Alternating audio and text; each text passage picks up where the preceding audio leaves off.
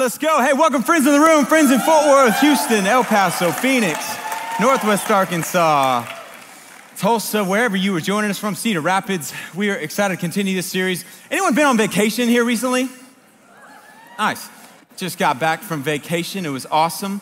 But I'll tell you about the first day on our way to that vacation, give us some traction where we're going. It was last Saturday. Had planned a vacation with my wife, first time, no kids in a long time. We're going on vacation, going to Mexico. It's gonna be great, just her and I. Go get some sun, get to hang, just the two of us, so excited. Months in advance, thinking about this, talking about this, it's gonna be great.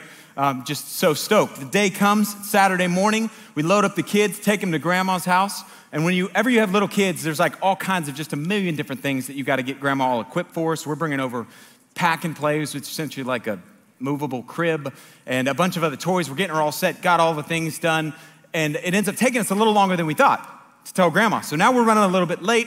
We get in the car, that's okay. We're going to Mexico, it's gonna be awesome. Get in the car, we're driving, we're headed to the airport, and we're kind of make up time, or trying to make up time. It's Saturday morning, and as we approach the airport, DFW, what begins to go through my mind is my wife is driving, and I begin to think, man, there's an exit up here, and if you don't see the sign, it's really easy to miss the exit, to go over here, but I'm sure she won't do that. She's, much smarter than I am, so I'm sure we'll be fine. We're getting close to the exit.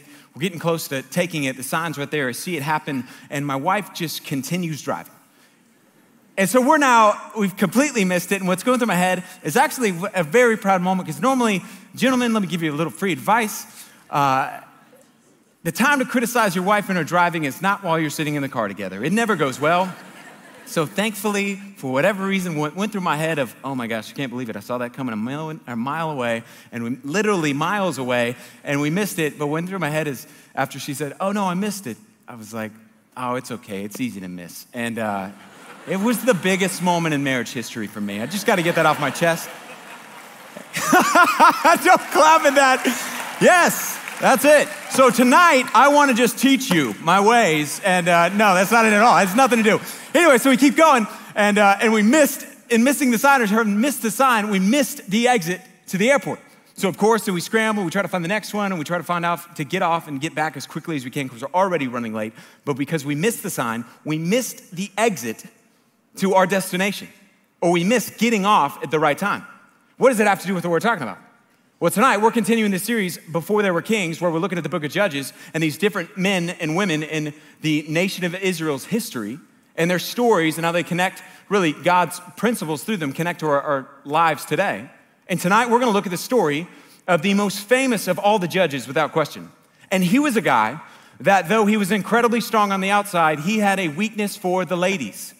And he had a couple relationships that in going along the journey, he missed the signs that, hey, buddy, you need to exit right now. This relationship needs to end. There's a sign, you need to exit, you need to get off. This shouldn't keep going. It should never have begun in one of the cases. And we're gonna look, because some of the principles or some of the things that he failed to identify that would have told him, had he seen those signs, or had he known this is a sign that means I need to exit the relationship, I need to break it off, it would have prevented all kinds of pain in his life and the lives around him. And tonight, we're gonna talk as it relates to you and to me, inside of our dating relationships, some of the exit signs that you need to exit this relationship right now. So if you are dating in the room, if you hope to date in the room, if you are engaged in the room, wherever you are at in terms of relational status, this is applicable to you, because God, who cares about you, wants to make sure that you don't wind up at the wrong destination. He wants to make sure that you exit when you see the sign. And there are some very clear ones that would indicate, hey, this is a relationship that should end. And so before I go there, let me just acknowledge this. Dating is hard. And you may be sitting there being like, what do you know? You've been married, and you don't know how hard it is in general. There's some things, even though I've been out of the dating game for a while, I still know that there are some challenges that come as it relates to dating. In fact, I had a friend that sent me a couple of these memes this week that show like the foreverness of dating. Here was one of them that came as it relates to, here's what dating is. Welcome to dating. These are your two options. Stay together forever or break up. No pressure. It's like, thank you. I mean, it is. It's like, oh man, this is such a big deal, and it is a big deal in life. Here's one that I don't have as much territorial, or I'm not familiar with the territory, or related to not seeing the exit signs, that I'm gonna hold on and make this thing work and try to avoid seeing the sign because I don't wanna get off yet. Or here's probably the most 21st century one as it relates to Bumble. For any Bumblebee ladies in the room, hey, my roommate went on a Bumble date. What I love about this, you gotta know that she's saying her roommate. It's definitely Sid who did that. And she is saying my roommate. But dating is hard, and it is a thing where it is easy enough to miss the signs that you should exit.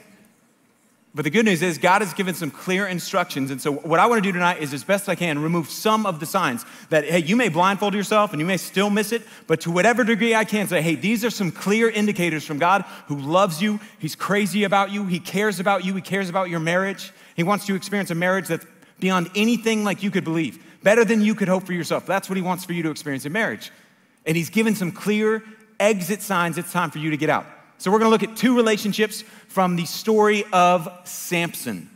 You may know some things about Sampson. You probably know the most famous of his relationships, a girl by the name of Delilah. Man, live in infamy. Delilah, and he also had a broken engagement. Samson was engaged, had a fiance, and we're going to look at both of these relationships. Quick recap, in case you're joining us for the first time. Before there were kings, why are we calling the series that? The series is looking at the book of Judges. What is a judge? A judge was someone that didn't look like Judge Judy and have a gown and gavel. It was someone that God raised up. Essentially, it's the word deliverer in Hebrew. Someone that God raised up, and the nation of Israel would sin and rebel against God. They'd find themselves basically enslaved, and God would raise up a deliverer to go and set them free. Now, this deliverer is by far the most infamous of all of them and is the only one with supernatural power. He is the Old Testament version of the Hulk. So he has supernatural strength. Samson, from a very young age, you probably know that. You probably know Delilah. What you may not know, and this is relevant to what we're going to look at today, is that Samson had been set apart in a unique way by God from his birth. In other words, God shows up. An angel comes to his parents. His parents are having trouble getting pregnant. Angel shows up, says, hey, you're going to have a baby boy. This baby boy is going to be different than all other baby boys. He has 3 to-do lists for the rest of his life that God has placed on him. Or 3 to-dos, 3 things not to do, really, that God wants him to do. And he gives him a Nazaritic vow. What's that? It's just basically God saying, hey, this is a child who is special, unlike others, so I have some special things I want him to do. 3 requirements, Samson. They were, hey, you can't cut your hair. So likely he had dreads, most unusual of all the things probably. Hey, you can't have alcohol, so no mambo taxis, margaritas, Corona, none of that for Samson. And then the final one was, hey, you can't touch dead people. In that time, it just basically would defile, but God said, hey, you're special, you're set apart. These are 3 things that I want you to not do. And so his parents told him, hey, these are 3 things that are off limits for you. And we're gonna look at Samson and his life, and particularly these 2 relationships, and extract some of the principles from God, as it relates to finding the right person, or exit signs that if this applies to you, you should exit now. And we're gonna, really, what I'm gonna do is I'm gonna play the movie of his first fiance, pull 2 takeaways, and then we're gonna look at that famous girl, Delilah, and pull a 3rd takeaway as it relates to when you and I should exit the dating relationship. So this will be from Judges chapter 14, and we will pick it up on Samson's story. If you don't have a Bible, it will be up on the screens, no worries, and I'll start in verse 1 of chapter 14. One day, when Samson was in Timnah, it's just a town, there was a Philistine woman. Philistine is like the villains in the story. They're the enemies of God. A Philistine woman caught his eye. When he returned home to his mother and his father, he said, a young Philistine woman in Timnah has caught my eye. I want to marry her. Go and get her for me. So Samson, right to the point kind of guy. His father and his mother objected. Isn't there even one woman in our tribe and among all of the Israelites that you could marry? They asked. Why must you go to the pagan? That just means people who don't have a relationship with God. The pagan Philistines to find a wife. But Samson told his father, go get her for me. She looks good to me. So literally it translates, hey, she looks hot. I like the way that she looks. She's the one that I want to marry. Go get her for me. Samson believed in the modern form of Tinder dating. Swipe right, she's for me. So Samson's parents, they go get her, or they begin to go set up the conversation. Samson, we're told, is on his way to go meet her for the very first time. And he knows nothing about her other than she looks good in jeans, and I like that. And so he's on our way to meet her, and they don't wear jeans at that point. Whatever they were wearing, he liked it. On his way to meet him, and all of a sudden we're told that Samson's attacked. He's with his parents, and a lion comes out of nowhere. And Samson is supernaturally strong. The text tells us that he grabs the lion and he tears it apart. I love this next part of the verse. As one would tear apart a young goat. It's like, got so many questions. Who is tearing apart all these young goats? And what does that even mean? But it says he tears them apart and he continues, he goes, he meets the girl, and he says that he again uses the same phrase. She looked really good to him. Now he's going and his family goes to make preparations for the wedding. And the reason the lion thing is important is because he walks along the road and he sees the carcass of the lion. A little time goes by, he's going to be a part of the wedding week comes. And on his way there, he sees the carcass of the lion he killed. And inside of the carcass of the lion, a beehive had formed and had created honey, and there were bees swarming around. Samson goes up to it, sees the beehive, and is like, man, that honey, that looks great. He reaches in, begins to eat some of the honey. It's gross, but the author includes it because he's pointing out Samson, early in the game, is already breaking part of his vow. One of his vows, where you were not supposed to touch dead things. Samson takes the food, he eats, says he brings some to his parents, doesn't tell them where it's exactly from, and he continues to the wedding week. He gets to the wedding week, and we're told he breaks the second part of his vow. We're told he throws a mashet, which is the Hebrew word. He throws a party. It's basically a drinking party, is the same word that's used. So he gets his guys together. It's the wedding week. They got 7 days. He's given kind of 30 companions or groomsmen from her hometown, her relatives, and all those guys. Gets them together, decides to throw a kegger. And he's hanging out with his guys. They're drinking, and they do what guys do when they drink. Now, we can be stupid in general. When you introduce alcohol, it doesn't get any better. And so he's hanging out with these guys, and he begins to go, you know what, I got an idea. I just met these 30 groomsmen. We're going to bond over this. I got a riddle for you. And here's what the riddle was. And he gives them a riddle and says, here's what's at stake. Samson said, let me tell you a riddle. And if you solve my riddle during these 7 days, so the 7 pre-game days of the celebration, I will give you 30 fine linen robes and 30 sets of festive clothing. Clothing's a big deal in that time. Basically, hey, I'll give you 30 men, 30 sets. But if you can't solve it, my riddle, then you must give me 30 fine linen robes and 30 sets of festive clothing. All right, they agreed. Let's hear your riddle. So Samson says, out of the one who eats came something to eat. Out of the strong came something sweet. These guys got 7 days. Their clothes are on the line, literally, and they're thinking over, what could this possibly be? Day 4 comes, they go to his fiance, and they're like, hey, if you don't tell us what the answer is, we're going to kill you. It's like, that escalated really quickly. And so she begins to nag, we're told, Samson, and say, hey, tell me the answer. You haven't told me, I'm your fiance, you won't even tell me the answer. He says, no, this happens day after day, till the 7th day, she so persists that he gives her the answer. She goes and tells the men this was the answer, and they come to Samson and say, hey man, out of the one who eats, the lion came something to eat, and they basically say, hey, it's a lion and honey that you're talking about. Samson realizes what has happened, and he responds with not a great example of how to talk about your fiance. Here's what he says. If you hadn't plowed with my heifer, you would not have solved my riddle. There are so many takeaways, men. That's the moral of the story. Do not call your fiance a heifer or let other men, I'm not even going to go there. So he basically says, if you hadn't used, my fiance, you wouldn't have answered it. So he's now really angry at her and at the men. We're told that he goes and enraged. This is not what God's saying to do. He's saying this guy was messed up. He goes and he kills 30 men and he takes their clothes and he brings it back to the guys. Again, the author is showing us he broke his vow. How do you get clothes off of a dead body? You're touching dead corpses. That Samson, time and time again, was unfaithful to the things that God said, this is who you are. You're to be set apart and different in the way that you behave. He's so angry that he skips his wedding with the woman. And he goes home to his parents and he's like, I'm done with this. And his fiance ends up being given away to the best man in the wedding. Yeah, and it's a tragic. He never should have been in the relationship with her at all. It never should have begun. It never should have gone where it did.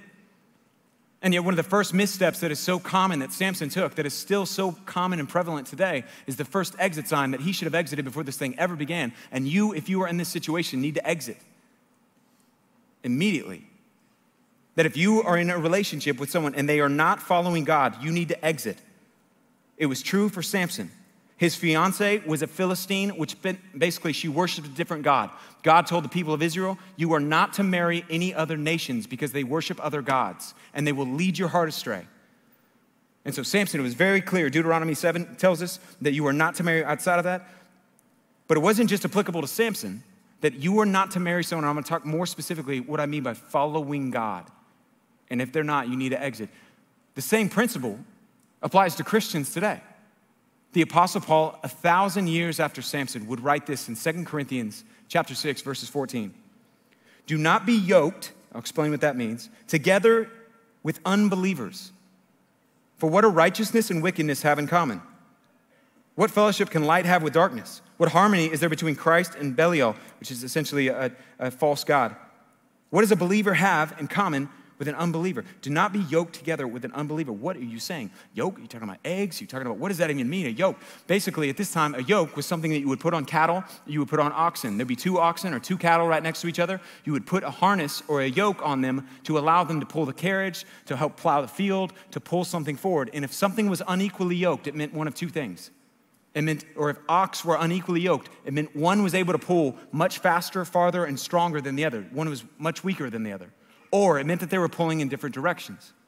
And Paul, the Apostle Paul says, if you are a Christian, as it relates to your relationships, partnerships, and specifically, or at least more clearly, your marriages, you should not be unequally yoked together or partnered together with people who are not on the same page spiritually or who are heading in different directions in terms of faith, in terms of what they believe. If you are dating someone and they are not following God, if they are in a season where they're wrestling and they're still not exactly sure what they believe and, they're figuring it out, or if they're of another belief, you are not to date them and you need to exit the relationship now. That if you don't have the same trajectory of faith, you are headed in 2 different directions. Here's the deal. If you marry someone who doesn't share your faith, you are guaranteed 3 things. Listen to me really closely. And I want you to hear this.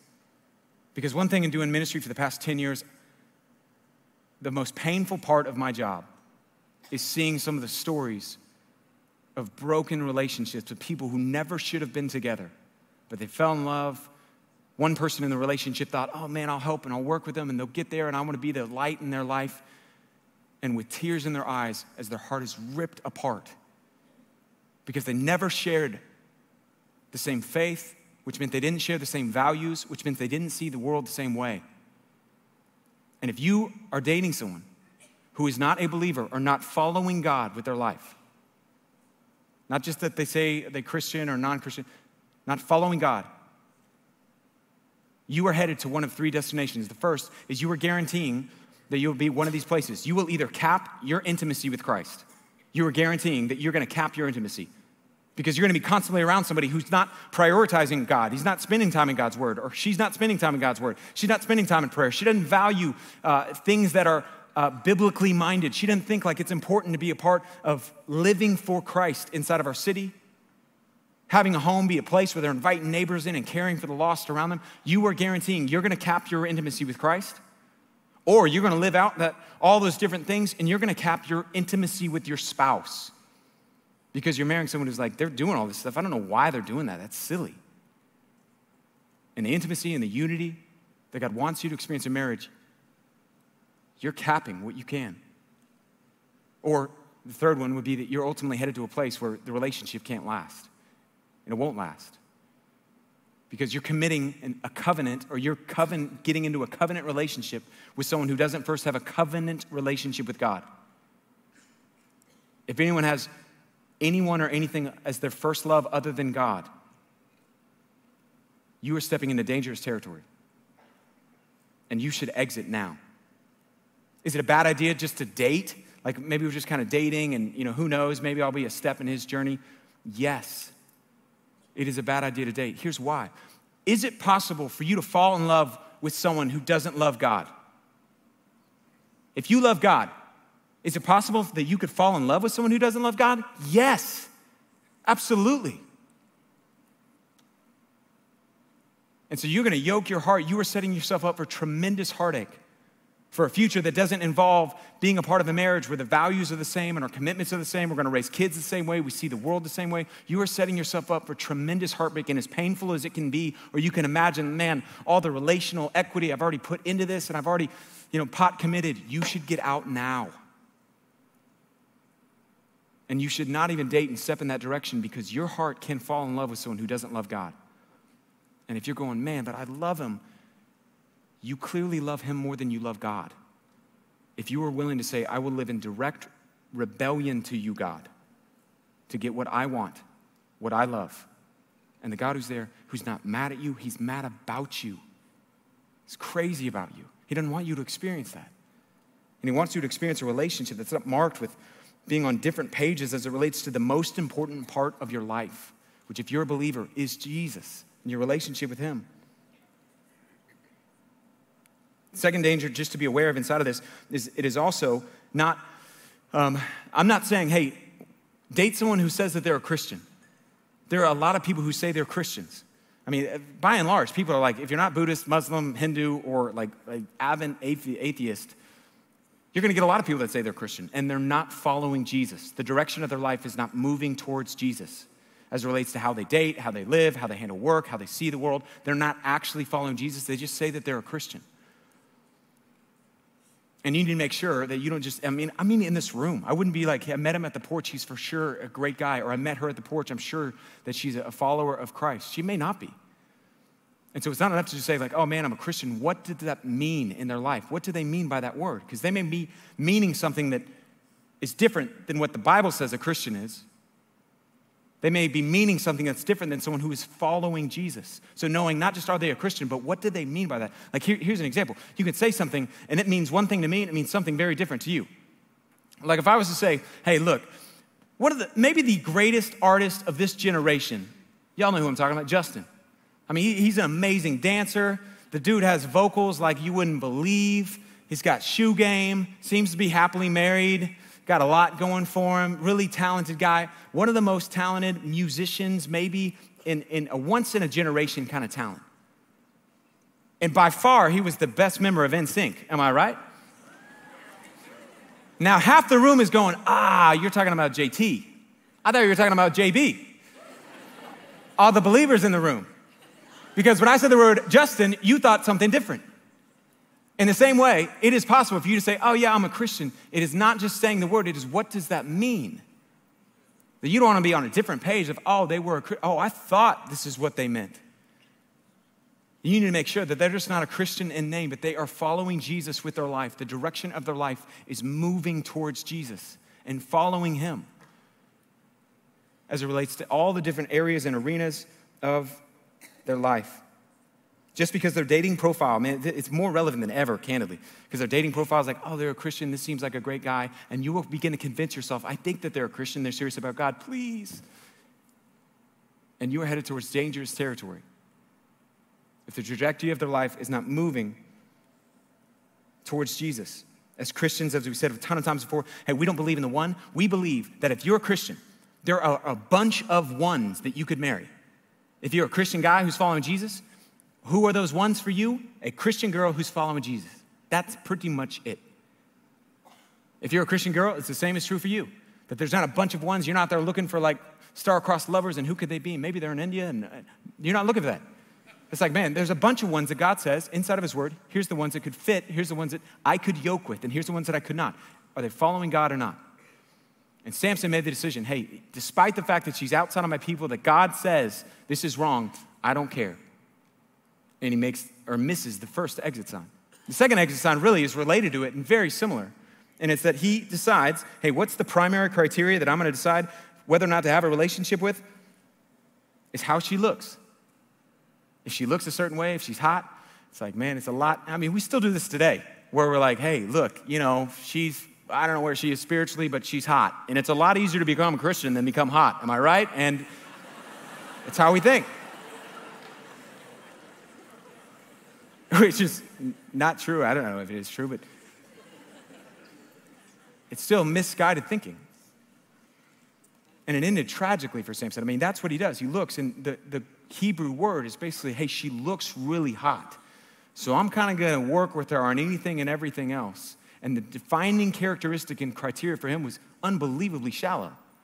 And when you date for the purpose, or you marry with purposes driven that are unbelievably shallow, it will end in regret and pain every single time. The second exit sign is if all the criteria, or all the things that are attractive to you, to that person, are shallow, you should exit now.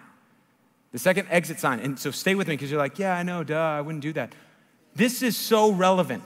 I want you to, if you're dating someone in the room, if everything that you are attracted to in that person is shallow, you should exit that relationship. What do I mean by shallow? I mean, the things that attract you to her or attract you to him are how they look on the outside, how tall they are, how they dress, how much money they make, any of those things. If those are the criteria, the primary, the driving criteria, this is why I'm attracted to this person, you should exit the relationship now. Because those are the things that are gonna be the fastest things to go away.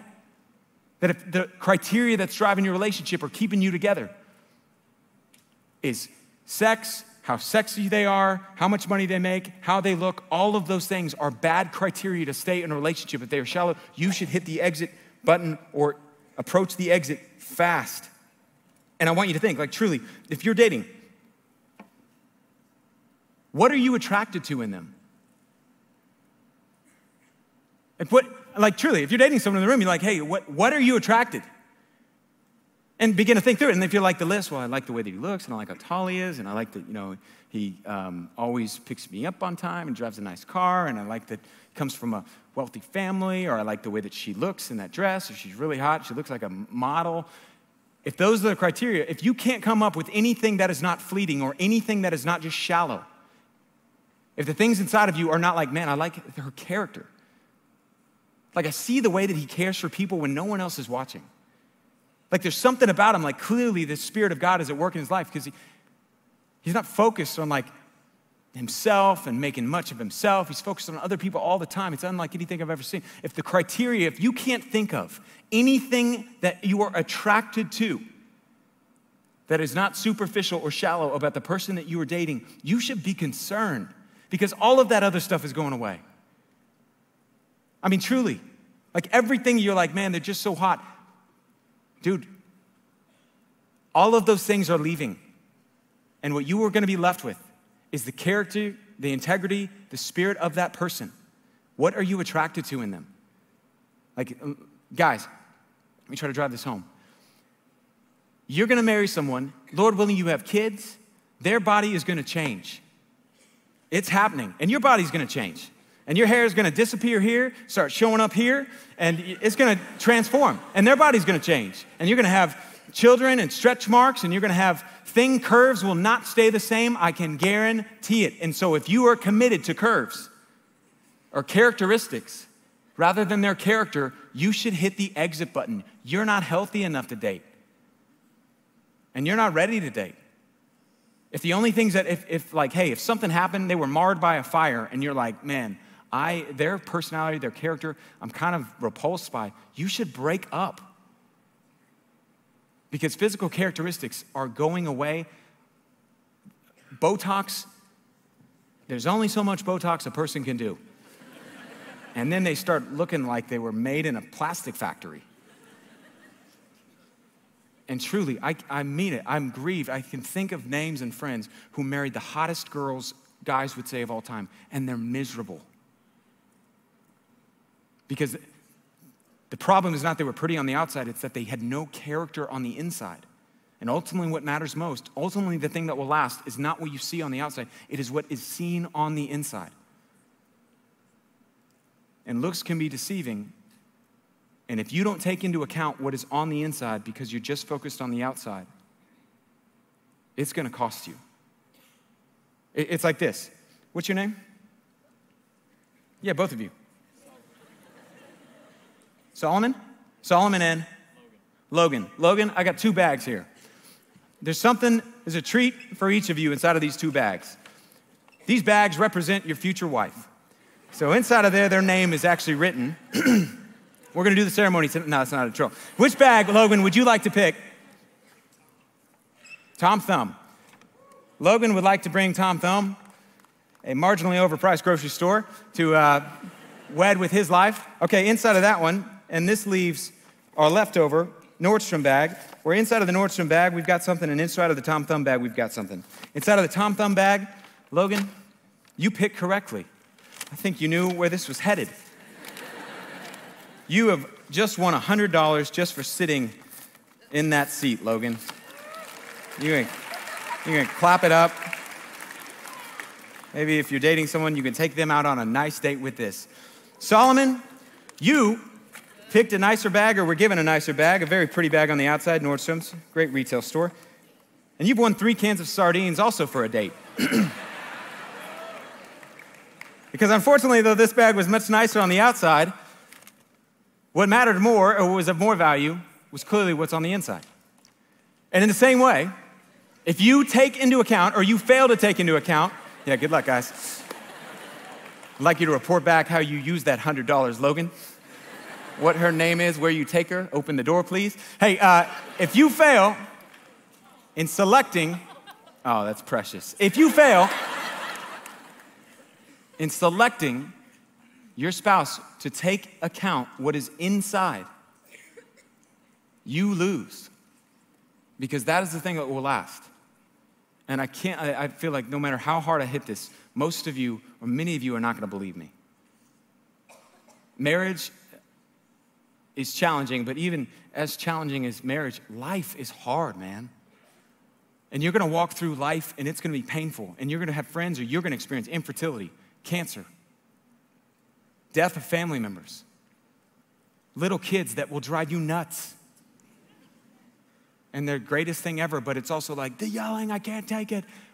And if you don't have a relationship that is yoked together, or you don't have someone you're walking through that has character, that's gonna be an amazing mom or an amazing dad that can come alongside of you.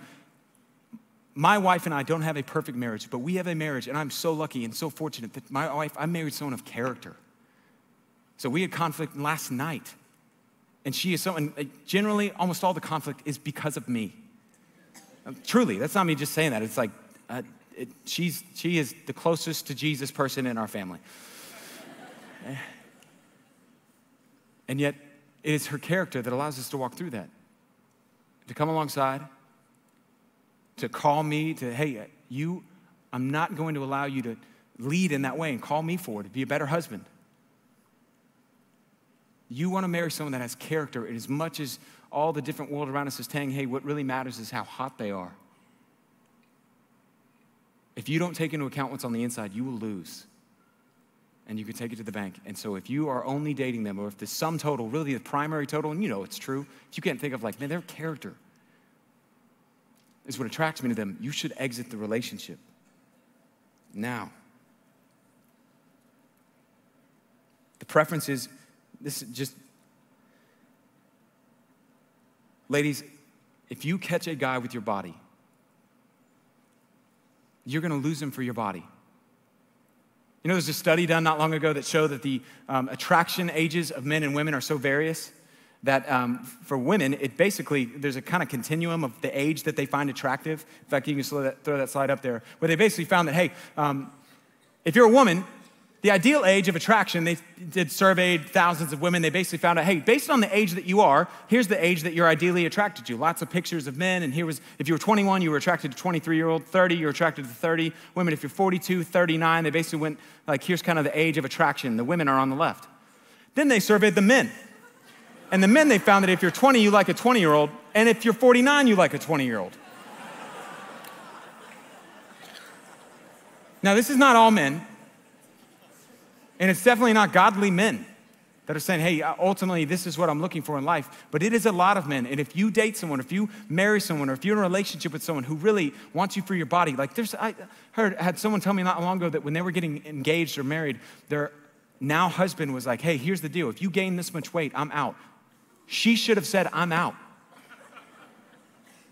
And if you are dating someone or using your body to get a date with someone, you should hit the exit sign now. Because just like you got him because you're 22, you were gonna lose him to a 22-year-old. Because that's the type, he's already said, this is what I value most in life. And so if someone that you're dating, or the person you're dating, doesn't see character, or you don't find character to be the quality that is driving and attracting you, you should exit the relationship now. So Sampson, Finds out his fiance marries another man, and really things kind of go downhill from there. He ends up sleeping with a prostitute. He gets kind of in this big feud with the Philistines. At one point, he takes a donkey bone, kills 1,000 other guys. I mean, Samson was savage, if nothing else.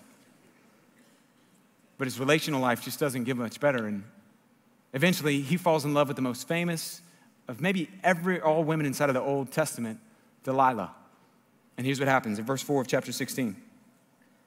Sometime later, Samson fell in love with a woman named Delilah, who lived in the valley of Sorek. So the Hulk loves a valley girl. Tale as old as time. The rulers of the Philistines went and they said to her, entice Samson to tell you what makes him so strong so he can be overpowered and tied up securely. And each of us will give you 1,100 pieces of silver. 1,100 pieces of silver, basically this was the equivalent to between $15 and $20 million. So basically like, hey, we will give you enough to retire if you will find out what makes this guy so strong. So she is the definition of gold digger, silver digger. So Delilah said to Samson, please tell me what makes you so strong, what it would take to tie you up securely. Samson replied, if I were tied up with 7 new bowstrings that have not yet been dried, I would become as weak as anybody else. So really the same thing begins to happen over and over. So 7 bowstrings, she goes, she gets them, he sleeps, she ties him up. Then she says, Samson, the Philistines are upon you, they're here. He wakes up, snaps the bowstrings, and she's like, you lied to me, I can't believe you lied to me. Why won't you tell me the truth? And really the same thing happens over and over again. He says, oh, I was kidding. If you tie me up with brand new ropes that have never been used, I'll become as weak as anyone else. He goes back, takes another nap, she ties him up with new bowstrings. Samson, the Philistines are here. He wakes up, snaps the strings. At this point, if I'm Samson, you've got to be a little concerned. Where you're like, this woman keeps tying me up. Goes back to sleep. And again, she basically says again, hey, why do you keep lying to me? Why won't you tell me what it was? And he says, man, if you weave my hair into a loom, it will make me weaker than any other man, or weak as any other man. He goes to sleep. She does it again. And she says, the Philistines are upon you, Samson. Wake up. He wakes up, snaps his hair out of the loom. Again, you got so many questions. We're like, Sam, this brother loves some naps. This guy, 3 naps in a row, man. And she finally says, Samson, you hate me. You don't love me. And she begins to nag and nag and nag. She says, how can you say I love you and not tell me? This is verse 15. And it says that he finally shared after she nagged him. My hair has never been cut, he confessed. I was dedicated to God as a Nazarite from birth. If my head were shaved, my strength would leave me, and I would become as weak as any other man. Delilah lulled him to sleep with his head in her lap. She called in a man to shave off the 7 locks of his hair. In this way, she began to bring him down, and his strength left him. Then she cried out, Samson, the Philistines have come to capture you. When he woke up, he thought, I will do as before, shake myself free. But he didn't realize that the Lord had left him. So the Philistines captured him, and they gouged out his eyes. And they took him to Gaza, where he was bound with bronze chains, and he was forced to grind grain in the prison.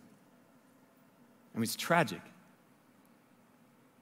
And you're sitting there, you read the story, and it's like, Samson, how could you be so foolish? How did you not see this coming? 4 different times, she's like, hey, tell me your strength. You clearly have got to believe. And she does it one after the next after the next. What did you think was going to happen? How could you be so stupid? How could you make such a stupid, poor decision? The reason was because Samson was unhealthy. He was spiritually unhealthy. He had been for a really long time. It was clear that his commitment was not to God first. I mean, think about the story and progression in his life. He didn't get there overnight, in other words. He wasn't like, you know what, today I'm just going to tell the world my kryptonite is Superman, and I'm going to give the girl the power over that. He got there slowly. He was unhealthy, and unhealthy people make unhealthy decisions. Or dysfunctional people make dysfunctional decisions. Samson got there one step after the next. Think about the different ways that all along the story, he rejects the vow of God. He touches dead bodies. He's throwing an alcohol kegger party for his friends. He goes and kills 30 men. He touches dead bodies again. He sleeps with a prostitute earlier in this chapter. Just one decision after the next, after the next. Samson was not in a good place. And the whole point of the story shows us that. The whole point of the story was to show what happens when you walk away from God. The third idea, the third exit sign, the third time that you should exit, and candidly, this is going to be the most relevant to, I think, most of the room, is when you are not healthy, you should exit the relationship. If you're in a place where, like Samson, you're unhealthy, because here's the truth. Dysfunctional people date dysfunctional people. Dysfunctional people date dysfunctional people, and they do so dysfunctionally. So if you're in a dysfunctional relationship, things should probably be a little bit more clear now. That dysfunctional people are gonna date dysfunctional. I mean, that's what happened to Sampson. Of course, like his aim was off. He's like, here's the kind of girl that I want in life. And inside of the room, the reason I say it's the most relevant is many of you, the thing that you need to do more than anything is not look for a spouse or get on another online dating profile, is you need to get healthy. Like you need to spend this season right now. God has given you this season and wants you to experience a season of singleness. He may be calling you to break up so that you can get healthy for the sake of your future marriage, for the sake of the children that you're gonna lead someday, for the sake of the parent that he wants you to become. And you'll never get there if you don't begin to get healthy. What do I mean by begin to get healthy? I mean, you need to get in community and walk authentically in relationship with other believers. If you're not in community, if you don't have a group of men around you, if you're a guy, a group of women around you, if you're a girl, that you can be authentic with, that you're being open with your struggles, that you're confessing sin with, you are not going to get healthy. The Bible says that confession is a part of the process by which God brings healing. You're not gonna get healthy. And unhealthy people make unhealthy decisions and unhealthy dating decisions. And they begin to think, man, the best that I can do, I'm kind of damaged goods, and so of course I need to settle for this person. If you think that way, you're not healthy. And you're not thinking like God thinks. Some of you may need to go to Regen on Monday nights. I couldn't encourage it more highly. I've been going through Regen, which is a 12-step discipleship process that we have on Monday nights for the last 10 months. And it just is a chance for you to kind of go through the journey of your soul and heart in ways that, man, people you need to forgive, amends that you need to make, sexual baggage that you need to confess and deal with. And this is the time before you ever get into that serious relationship, you need to begin healing. Am I saying that you have to break up or you can't heal at all? No, but I'm saying there's a lot of you in the room that you are not going to heal and you will not get healthy if you're staying in that relationship, and you need to break up. This is your exit sign, and get healthy. And all the equity you built and you've spent these 3 months together, and we got a song and it's amazing. If you are unhealthy, the best chance you got, man, is exit now. Because you're gonna date in an unhealthy way, and you likely date unhealthy people. Your relationship will be as healthy as the least healthy person in it. How do you know if you're unhealthy? Like, here's some of the ways. If you're having casual sex, you're unhealthy. If in the last relationship that you had, words by the other person, or maybe by your friends around you, or maybe by yourself, the word codependent came out, you're probably unhealthy. If you're looking at pornography, you're unhealthy. If you're abusing medication or alcohol, you're unhealthy. And the God who's there is not angry at you. He's not done with you, but he wants you to use this season to get healthy. And he's saying, man, will you allow me, if you will come to me, trust in me, trust in the process by which I've given, that you can take steps to get healthy. He's not promising you a marriage at the end of that, but he is promising that you will be in a place to step towards, if God has it for you, a marriage in a healthy state. And you'll be more likely to date someone healthy. If you're owned by anxiety, you're unhealthy, especially if you're walking through it alone. If you have an eating disorder and you're hiding it, you're binging and you're purging, you're unhealthy.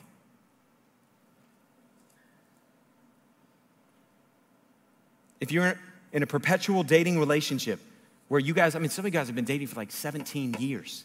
That's not healthy. You need to break up or get married. If you are not in community, or you're not a part of a local church, you're not connected to a church and you claim to be a Christian, you're not healthy. And you're not connected in the way that, or you're at least prideful, let me say that, which is kind of unhealthy. And the God who's there, he's not angry, he wants you to experience. And this is the best thing that you can do with these years right now, is you put yourself in a position where when it comes to who you're gonna decide to date, you're not gonna fall for Delilah because you're like, you crazy? Sampson ended up going there one step at a time. All of a sudden, it's just like aim got off, and who he was looking for was off because he wasn't healthy, because he was off. And if you could come forward in time, I'm confident what he would say to you is, don't fall for the Delilah. Don't be one, don't fall for one, get healthy. And don't be a Sampson. And the exit time is now to exit, break up, and find healing. It's not dissimilar to this. Like I have a friend not long ago, we went out to his ranch and there was a shooting range at his ranch. And because we believe in the Second Amendment, we were out there shooting. Let's not get lost there. That's great.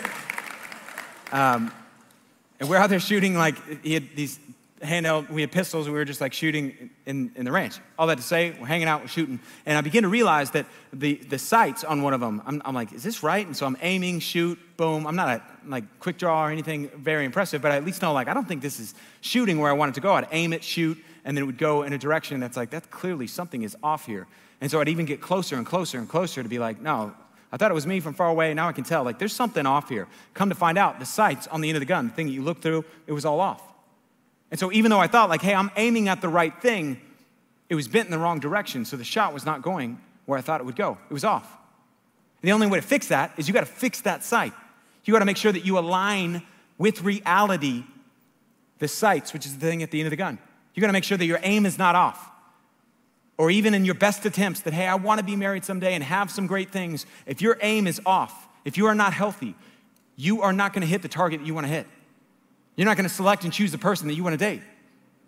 And the best decision that you can take right now is to align yourself with what God says. This is who I'm going to look for in a spouse. I'm not going to fall for the lies of the world around you and Hollywood as though they knew anything about what they were talking about as it relates to marriage.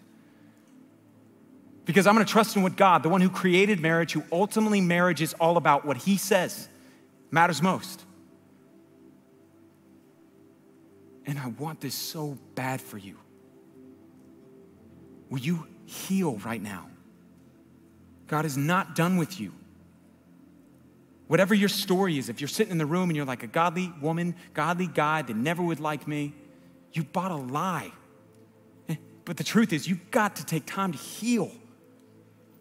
There's no limit to what God could do with you.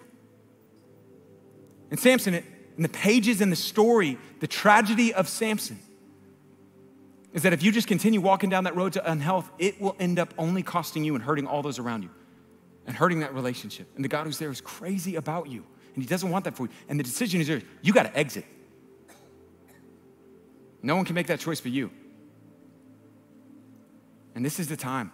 And as painful as it can be, it is so much better to be lonely in your 20s or in your 30s than to be lonely and single in your 20s or in your 30s than to be lonely and married in your 40s and your 50s and your 60s. And if you don't set yourself up and you don't partner with the right person, that is where you're headed.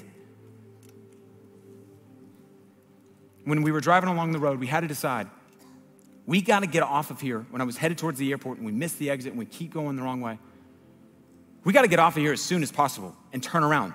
We're not headed in the right direction towards the right destination. We got to exit as soon as we can. And so we looked, we drove, we looked for the exit, we got off, and we turned around.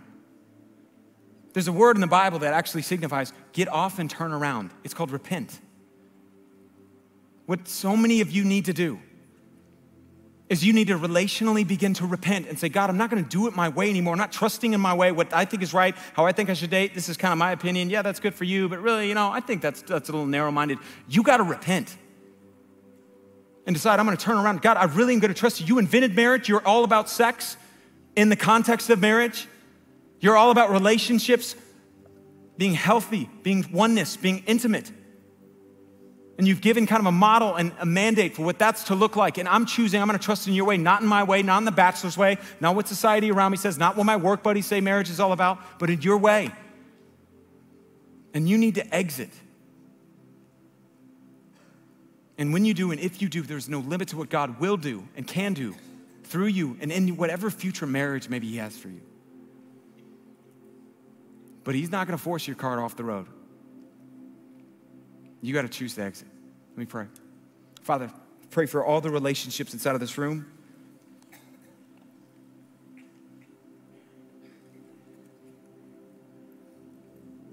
That need to end. The relationships of friends that are listening that need to end.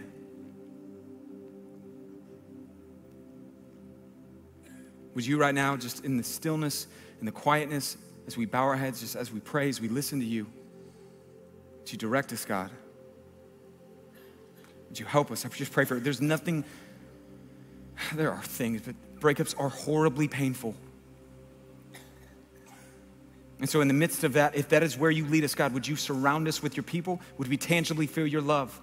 And awareness of you would be present in our minds and our hearts. Would you help us walk through breakups? And help us to not walk through divorce. Would we exit now before exiting in a way or just seeing a total collision take place? I pray that you would heal all the areas of our hearts in this room where we need you to heal us, God.